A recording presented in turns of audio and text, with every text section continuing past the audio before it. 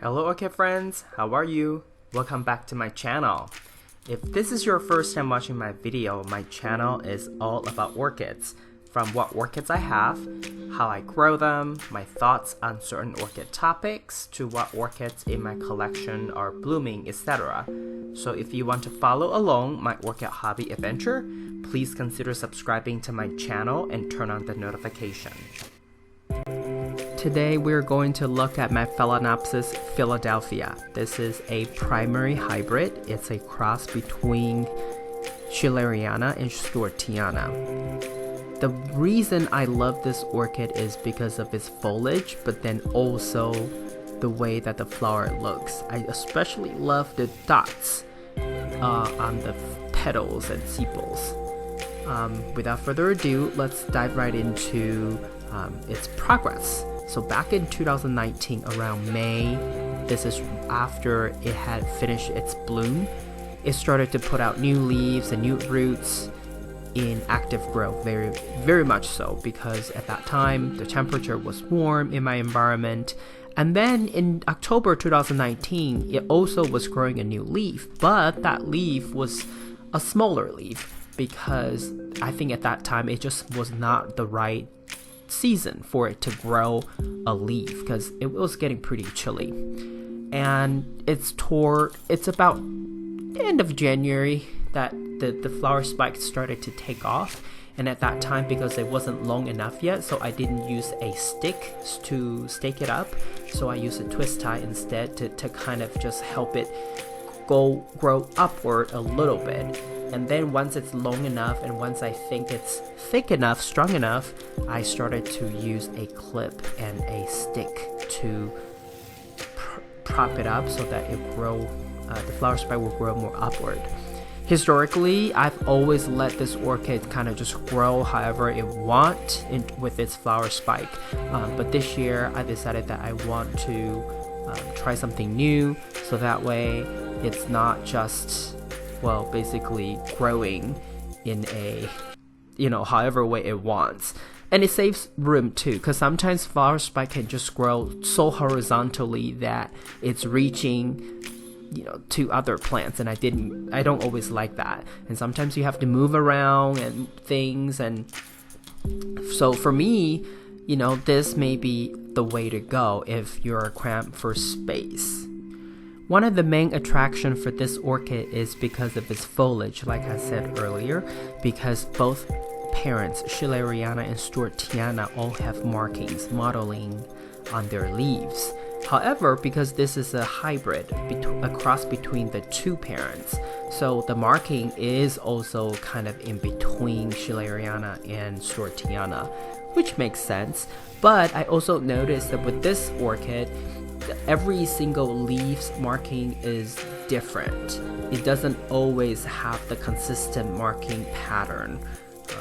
So that's another interesting aspect of it. The only thing that I think this orchid, it's kind of a pity, is that it's not fragrant. It does not have any fragrance at all.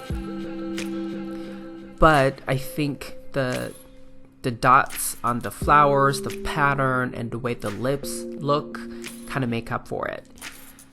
Also, this one is a kind of a slow grower. I've never really found it to be, even in active growth, right? I've never found this orchid to be growing super fast. I mean, just even look at the time it took to grow a flower spike.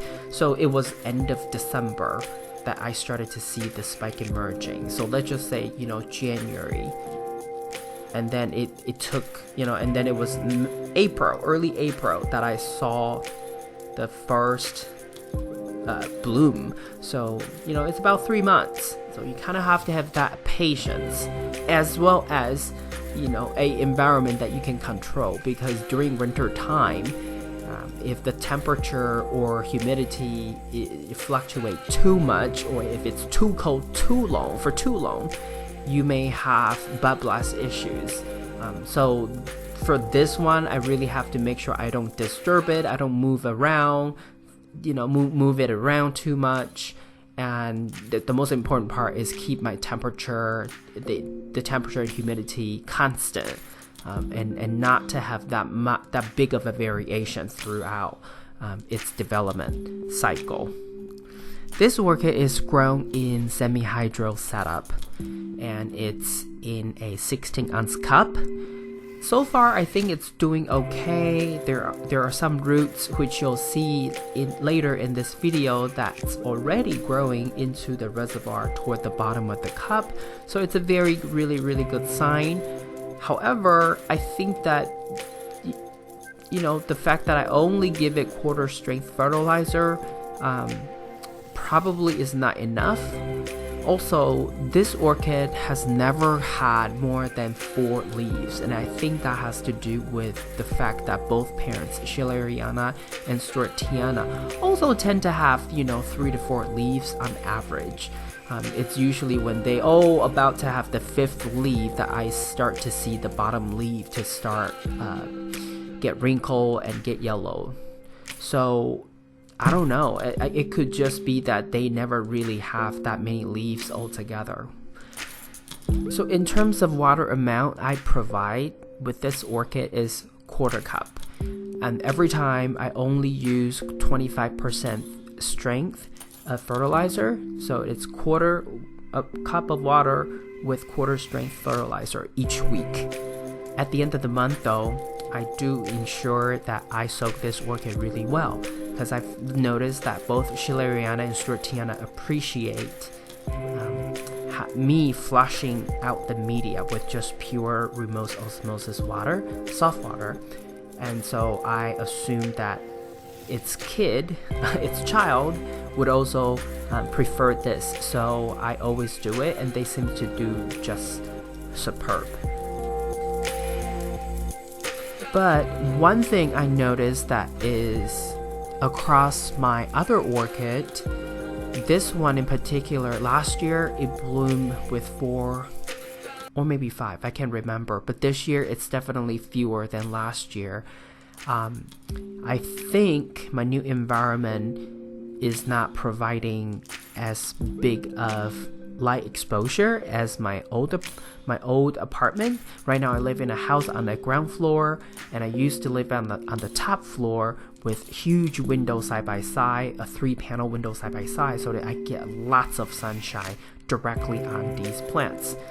It was north facing, but it was still really bright, and they all seemed to do pretty well then. So now I think I just have to utilize my artificial light, my grow light, a bit more going forward. Now this video clip is just to give you a sense of how the root system was at the time, and you can see that there were a couple roots that were long enough to reach the bottom of the cup. So it's actually pretty good. I mean, if I knew that I only want a certain amount of water going into it, I don't have to worry about this orchid not having long enough of roots in the cup, in the container, to be able to hydrate itself. Even if just 1/8 of a cup, this orchid can still hydrate itself because it has enough roots at the bottom to be able to soak up the water. Now coming up, this last segment of the video is something that I have never been able to share with you, and that is a side-by-side photo of the parents along with this Philadephia. So schilleriana historically has always bloomed the first amongst all my orchids because it's kind of quote-unquote winter blooming, but then it would also fade much quicker. I mean, schilleriana usually would be in bloom for about 10 days, and then it'll start to show the fading. But this year I was able to catch that 2-day overlap period where schilleriana was still kind of looking okay, and then stuartiana just bloomed its first flower. So I was able to put them side by side just to have a quick comparison of both the parents as well as the child. This is all I have for you today. If you like this video, please give it a thumbs up. And if you would like to get more orchid related videos from my channel, please subscribe and turn on the notification. I want to wish you happy growing, and I will talk to you in my next video. Ciao!